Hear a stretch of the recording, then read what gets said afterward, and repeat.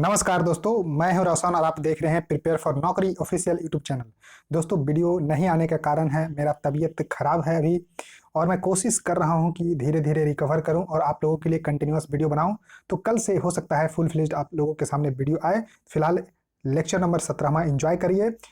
दोस्तों, इसमें general awareness के टॉप 1000 क्वेश्चन के माध्यम से आपको सीरीज करवाई जा रही है। इससे पहले के लेक्चर देखने के लिए प्लेलिस्ट का लिंक डिस्क्रिप्शन में मिल जाएगा। पीडीएफ 1 से 5 लेक्चर तक के टेलीग्राम पे मिल गया है, और कल मैं कोशिश करूंगा 5 से 10 लेक्चर, जो 6 से 10 है, उसके पीडीएफ भी आपको अवेलेबल करवा दिया जाए। तो एग्जाम डेट 24-25 अप्रैल है, इससे पहले ये सीरीज बिल्कुल कंप्लीट हो जाएगी। अब देखिए, क्वेश्चन नंबर 188 है कि which river is also called Dihang in India. तो देखिए, बेसिकली पूछा जा रहा है कि दिहांग किस रिवर को बोला जाता है इंडिया में। तो दोस्तों, इसका करेक्ट आंसर होगा सी, ब्रह्मपुत्रा। ब्रह्मपुत्र जो रिवर है वो मानसरोवर झील के पास से निकलती है, और लगभग 2900 किलोमीटर इसका लंबाई है टोटल, जो कि चीन के तिब्बत से होते हुए निकलती है। इस तरह से आप मैप में देख सकते हैं, जिसको तिब्बत में सांगपो के नाम से या यार्लिंग जांगपो के नाम से भी जाना जाता है। और यहाँ देखिए, आपको अरुणाचल प्रदेश में प्रवेश करती है, और इसको दिहांग के नाम से जानते हैं, फिर ब्रह्मपुत्रा, फिर इस तरह से बांग्लादेश में जमुना के नाम से जानते हैं। इसका आप लोगों को ख्याल रखना होगा। अब देखिए, क्वेश्चन है कि in which year by the Bharat Ratna award instituted. तो यानी कि भारत रत्न अवार्ड किस साल जो है दिया जाने लगा है। तो ये आपको आंसर होगा 1954, 1954 ईस्वी से ये अवार्ड जो है दिया जा रहा है। तो करेक्ट आंसर यहाँ पर बी होगा, 1954। अब देखिए, यहाँ पर आपको कुछ इंपॉर्टेंट फैक्ट बताता हूँ कि भारत रत्न, इसको हाईएस्ट सिविलियन अवार्ड के नाम से भी जानते हैं, और इसका इंस्टीट्यूशन किया गया था 2 जनवरी 1954 को, और इसमें जो है एक्सेप्शनल सर्विस करने के लिए दिया जाता है।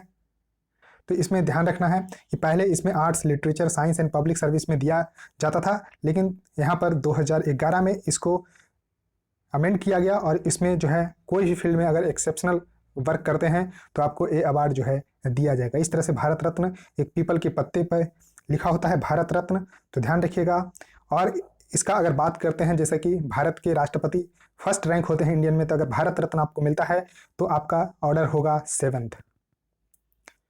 और यहाँ पर देखिए, 1954 में 3 लोगों को दिया गया था, तो चक्रवर्ती राजगोपालाचारी, सर्वपल्ली राधाकृष्णन और सीबी रमन। तो ध्यान रखना है, 1954 में 3 लोगों को पहली बार दिया गया था, और 2019 में लेटेस्ट है, तब से अभी तक नहीं दिया गया है।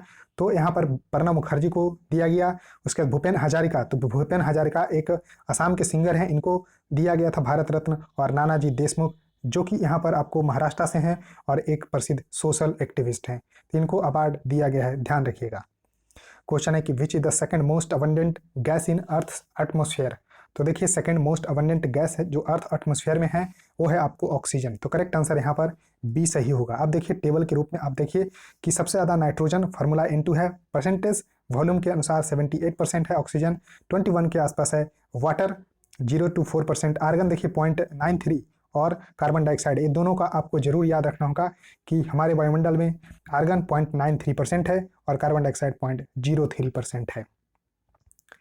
अब देखिए, क्वेश्चन है कि ये higher index represent inequality in income distribution. तो दोस्तों, गिनी कोफिशिएंट के बारे में मैं प्रीवियस जो है लेक्चर में इसको बता चुका हूँ। तो यहाँ पर गिनी कोफिशिएंट जो represent inequality in income distribution, तो हायर अगर गिनी कोफिशिएंट होगा तो इनइक्वलिटी होगा इनकम डिस्ट्रीब्यूशन में। तो इस तरह से आप मैप देख सकते हैं। देखिए, बाई एक्सिस पे परसेंटेज ऑफ नेशनल इनकम है, एक्स एक्सिस पे परसेंटेज ऑफ पॉपुलेशन है। और देखिए, यहाँ पर अगर बी रीजन में है तो represent a country where a small number of the people have very large incomes, और अगर ए कर्व में है तो यहाँ पर country where all people have the same income. तो गिनी कोफिशिएंट निकालने के लिए A divided by A plus B अगर कर देंगे तो ये आपको गिनी कोफिशिएंट होगा, और जितना गिनी कोफिशिएंट होगा उतना जो है इनकम में यहाँ पर अनइक्वलिटी देखने को मिलेगा। अब देखिए, क्वेश्चन है कि in which year was separate Andhra Pradesh state form after the linguistic reorganisation of the then Maharashtra Madras जो है प्रोविंस। तो यहाँ पर आपको ध्यान रखना है। तो इसमें देखिए, पुट्टी श्री रामुलु थे, जो कि भूख हड़ताल पे चले गए, और इन्होंने जो है सरकार को मनवाने की बहुत ही कोशिश की, लेकिन उस समय के प्रधानमंत्री पंडित जवाहरलाल नेहरू ने ना सुनी, और आखिरकार 15 दिसंबर की मध्य रात्रि, तो यहाँ पर आपको ध्यान रखना है, 15 दिसंबर 1952 को मध्य रात्रि को इनका जो है देहांत हो गया। पोट्टी श्री रामुलु को, और फिर 19 दिसंबर, देखिए 15 दिसंबर को इनकी मृत्यु हुई, और फिर 19 दिसंबर 1952 को प्रधानमंत्री जवाहरलाल नेहरू ने घोषणा की कि अब जो है आंध्र प्रदेश लिंग्विस्टिक के आधार पे एक नया राज्य बनेगा। तो ध्यान रखना है, फिर इसको एक्ट पास करके 1 अक्टूबर 1953 को बना दिया गया स्टेट। तो यहाँ पर आपको देखिए घोषणा 1952 में हो गई है, लेकिन आपको 1953 अगर आंसर ऑप्शन में दिया रहे तो 1953 जो है यहाँ पर करेक्ट होगा, क्योंकि एक्ट पास तभी जो है किया गया। उसके बाद देखिए स्टेट रीऑर्गेनाइजेशन एक्ट आया 1956 में। तो 1956 में स्टेट रीऑर्गेनाइजेशन एक्ट आया, जिसके तहत जो है तेलंगाना की जो हैदराबाद क्षेत्र था उसको भी इसमें मिला लिया गया। और फिर आप जानते ही हैं कि 2 जून 2014 को तेलंगाना को एक सेपरेट स्टेट बना दिया गया आंध्र प्रदेश से। तो ये पूरी कहानी थी, मैंने आपको बताया है, आई होप आपको समझ में आ गया होगा। उसका देखिए birth place of the Guru Nanak known as a Nankana Sahib today was earlier called. तो इसको पहले क्या बोला जाता था? पहले बोला जाता था ननकाना साहब, तो कि पहले बोला जाता था राई वोई दी तलबंदी। तो करेक्ट आंसर यहाँ पर सी होगा। और ये सिख धर्म के संस्थापक हैं गुरु नानक देव, और इनका जन्म जो है कार्तिक पूर्णिमा को हुआ था। ध्यान रखना है, कार्तिक पूर्णिमा को 1469 में हुआ था। 1469 में कार्तिक पूर्णिमा को दिन हुआ था, और इनकी मृत्यु हो गई 1539 में। 1539 में इनकी मृत्यु हो गई। तो एक देखिए आप करतारपुर कॉरिडोर के नाम से जानते होंगे। तो करतारपुर यहाँ पर पाकिस्तान में है और भारत में है डेरा बाबा नानक, और इन दोनों के बीच में एक गलियारा बनाने की कोशिश की गई थी और ओपन भी है, लेकिन अभी जो है बंद है ड्यू टू कोविड-19। तो एक कॉरिडोर है जो कि रावी नदी पे बना हुआ है। तो पूछा जाएगा कि करतारपुर कॉरिडोर किस नदी पे बनाया गया है? तो रावी नदी पे, और भारत के डेरा बाबा नानक को पाकिस्तान के करतारपुर से जोड़ा गया है। कहा जाता है कि अपने आखिरी समय में करतारपुर में ही यहाँ पर गुरु नानक देव जी रहे थे। तो ये इंपॉर्टेंट हो जाता है, तो ध्यान रखना है।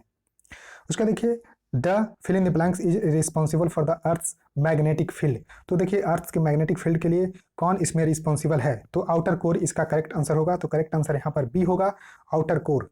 आउटर कोर ध्यान रखना है। उसके बाद देखिए नेक्स्ट क्वेश्चन आपके सामने है कि when was the Indian national song Vande Mataram sung for the first time on a political occasion. तो ध्यान रखना है कि सबसे पहली बार गाया गया था जो कांग्रेस की जो यहाँ पर सेशन हुआ था 1896 में, वहीं पर जो है वंदे मातरम गाया गया था।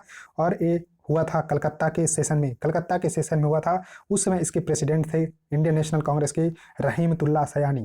क्वेश्चन पूछे जाते हैं कि 1896 के इंडियन नेशनल कांग्रेस के प्रेसिडेंट कौन थे? तो रहीमतुल्लाह सयानी। और उसके बाद देखिए पूछा जाता है कि जन गण मन पहली बार कब गाया गया था? तो 1911 में। तो यहाँ पर 1911 में जो इंडियन नेशनल कांग्रेस का सेशन, ये भी कलकत्ता में ही हुआ था। उस समय प्रेसिडेंट थे आईएनसी के पंडित बिशन नारायण धर। तो उनकी अध्यक्षता में ही ये सेशन हुआ था, और यहाँ पर पहली बार जन गण मन जो है गाया गया था। तो इसका करेक्ट आंसर होगा A 1896 INC Indian National Congress session.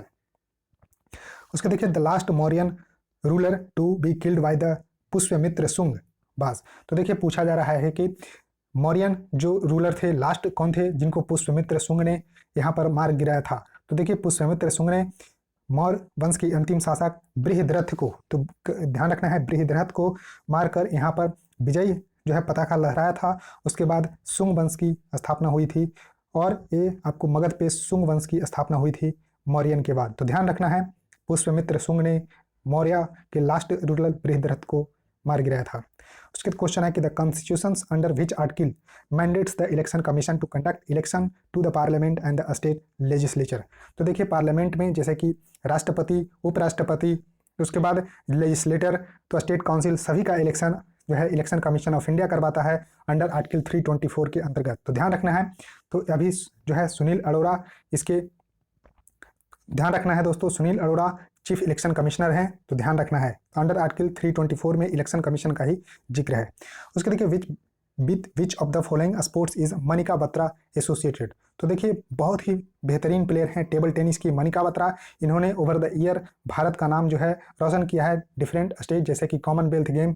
अभी अभी इन्होंने जो है क्वालिफाई कर लिया है, जो 2020 का टोक्यो ओलंपिक 2021 में जो होने वाला है उसके लिए इन्होंने क्वालिफाई कर लिया है। तो करेक्ट आंसर होगा टेबल टेनिस। उसके अलावा देखिए अचंता शरद कमल भी टेबल टेनिस के प्लेयर हैं, जी सातियान हैं, मोमा दास हैं, सौम्यजीत घोष हैं। ये सब टेनिस जो यहाँ पर आपको ध्यान रखना है कि टेबल टेनिस के प्लेयर हैं। उसका देखिए क्वेश्चन है कि Dhimsa is a tribal dance है, किस स्टेट का है। ये बेसिकली आपसे पूछा जा रहा है कि धिमसा एक ट्राइबल डांस है, ये किस स्टेट का है। तो ये आपको ध्यान रखना है दोस्तों, ये है आंध्र प्रदेश का।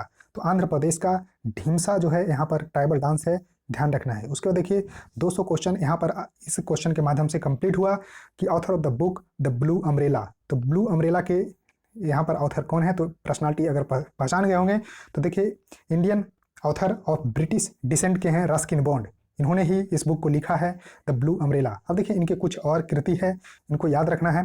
तो देखिए इनको with love from the hills, देखिए रस्टी रन्स अवे, उसका देखिए ग्रैंड फादर प्राइवेट जू द ब्लू अम्ब्रेला।